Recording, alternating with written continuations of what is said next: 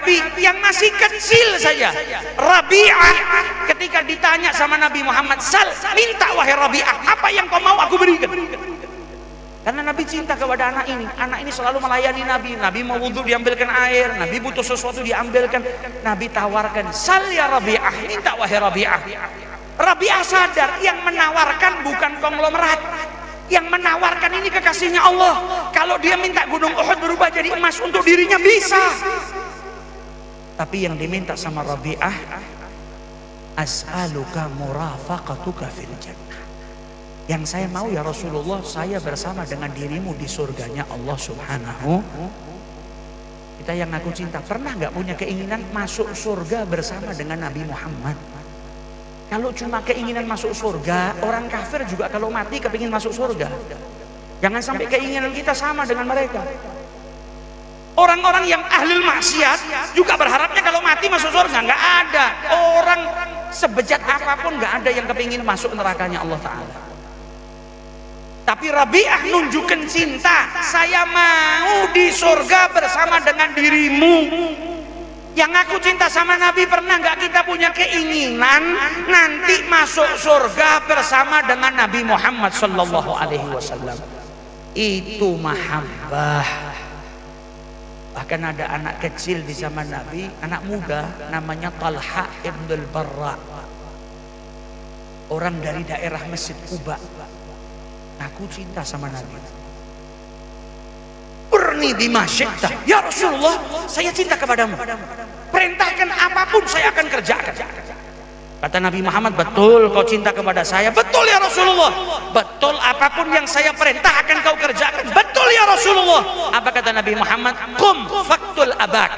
Kalau begitu berdiri, bunuh bapakku sendiri. Ini anak gak pakai berpikir panjang, langsung keluar mau melakukan apa yang diucapkan sama Nabi. Dipanggil sama Nabi, "Hei Talha, kemari, kemari, kemari." Kata Nabi Muhammad, "Saya diperintahkan sama Allah bukan untuk memutus tali silaturahminya anak sama bapak, bukan untuk bunuh." Nabi cuma pengen tahu betul nggak orang ini cinta sama Nabi. Dan ternyata apa yang diperintahkan sama Nabi nggak pakai dipikir, nandakan mahabbahnya kepada Rasulullah. "Inni lam ub'ats biqati'atir rahim." Aku tidak diutus oleh Allah untuk memutus tali silaturahmi. Bapak sama anak hubungan harus dijaga. Walaupun bapaknya non muslim, tetap diperintahkan oleh Allah apa? Berbuat baik. Nabi Muhammad hanya ingin tahu cintanya anak. Sehingga ketika Talha ibn al-Barra sakit di malam hari, di musim dingin, Nabi Muhammad keluar dari rumahnya menuju ke daerah Quba. Beliau jalan kaki, mau apa? Menjenguk anak muda.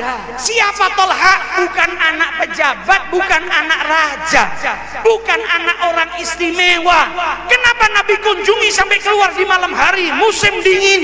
Nabi mengunjungi seorang pemuda yang di hatinya ada cinta kepada Nabi Muhammad SAW.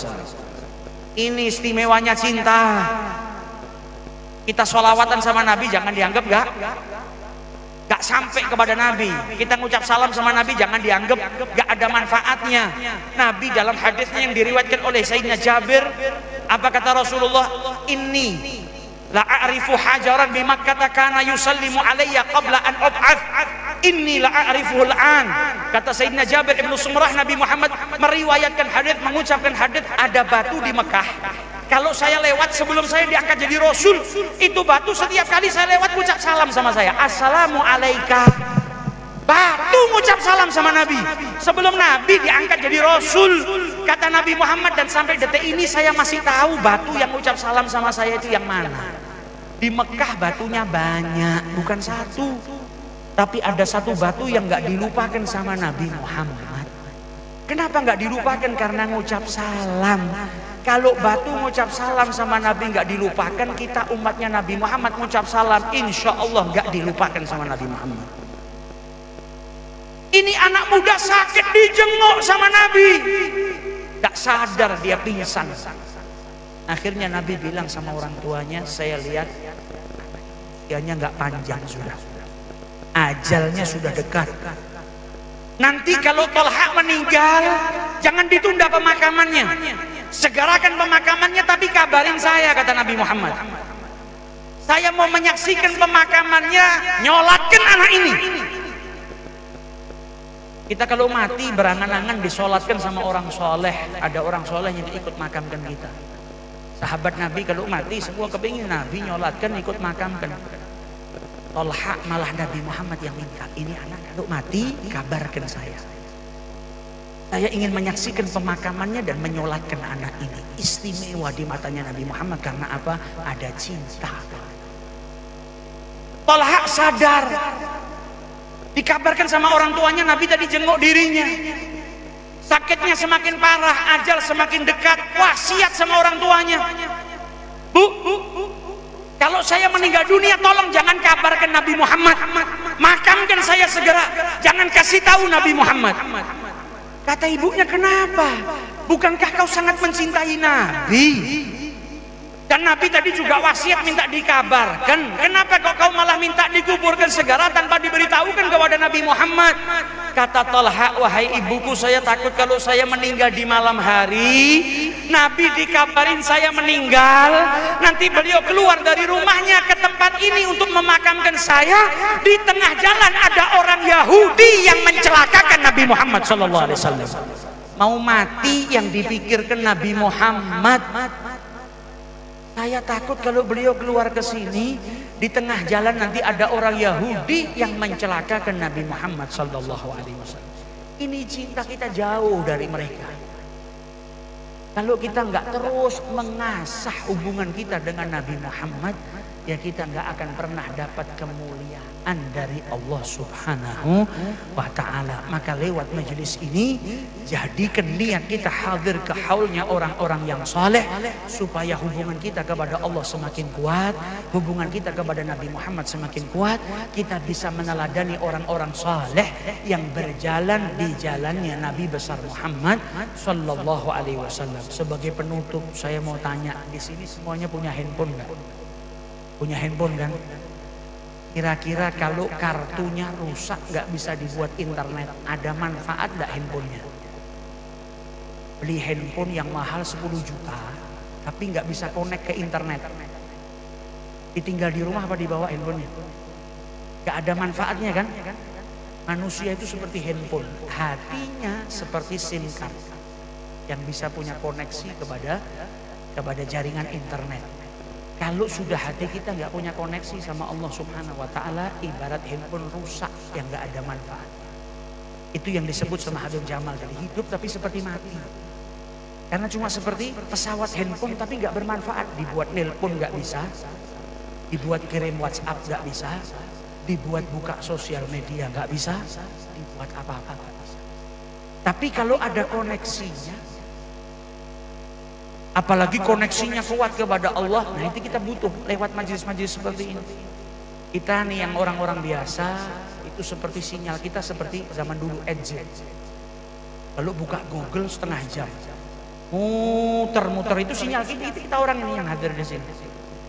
Para wali-walinya Allah 4G, 5G. Kalau mau koneksi sama Allah seperti buka Google, bos, nggak pakai dihitung 1 detik nggak sampai sudah kebuka. Nah, bagaimana dengan orang yang sinyalnya di bawah EDZ? Kita ini kan EDZ, tapi kalau di ruangan ada wifi-nya, daripada pakai EDZ kan lebih pilih pakai wifi. Kalau duduk di tempatnya orang soleh, para wali Allah, mereka ini orang-orang yang koneksinya kuat kepada Allah seperti wifi. Maka kita sambungkan diri kita melalui sambungan wifi tadi, supaya terkoneksi kuat dengan Allah Subhanahu wa ta'ala. Maka kita duduk di majelis haul yang kita pikirin Allah, Rasul, para wali-wali Allah, nasihat, pikiran. Tidak ada yang mikir nomor togel, tidak ada yang mikir, tidak ada. Karena apa? Koneksinya wifi-nya kuat. Kalau koneksinya di kedai-kedai kopi, di tempat lain, pikirannya maksiat. Tapi karena koneksi kita kepada wali-wali Allah, diingatkan kita kepada Allah Subhanahu wa ta'ala. Maka kita harap berkahnya para wali-wali Allah yang kita hauli pada malam hari ini, dan berkahnya Rasulullah tidak berhenti kepada diri kita saja, melainkan sampai ke rumah kita, keberkahannya sampai kepada anak dan istri kita. Semoga istri-istri kita dijadikan orang-orang yang cinta kepada Fatimatus Zahra, mengidolakan Aisyah Ridha, mengidolakan Khadijatul Kubra, dan dan semoga anak-anak kita menjadi anak-anak yang mengidolakan Nabi Muhammad, mengidolakan para sahabatnya Nabi Muhammad, mengidolakan keluarganya Nabi Muhammad. Semoga keluarga kita, rumah tangga kita berkiblat kepada Rasulullah sallallahu alaihi wasallam, dijadikan kita orang-orang yang cinta kepada beliau dengan haqiqatul mahabbah, bukan cuma sekedar mengaku cinta. Dan semoga kelak dijadikan anak-anak kita anak-anak yang soleh solehah, yang mendoakan kita setelah wafat kita. Dan semoga hajat-hajat kita yang kita bawa dari rumah berkah majelis ini dikabulkan oleh Allah subhanahu wa ta'ala, doa-doa kita diijabahi oleh Allah. Malam hari ini kita berkumpul di sini, di waktu yang akan datang insya Allah kita berkumpul bersama-sama di makamnya Nabi besar Muhammad sallallahu alaihi wasallam, berziarah ke Baitullahil Haram. Dan semoga kelak kita dikumpulkan di majelis seperti ini bersama dengan Nabi Muhammad di surganya Allah subhanahu wa ta'ala. Dan kita doakan zuriyah keturunannya Kiai Haji Muhammad Sya'rani, semoga diberkahi oleh Allah subhanahu wa ta'ala, diberikan oleh Allah kemudahan untuk meneruskan perjuangan kakeknya.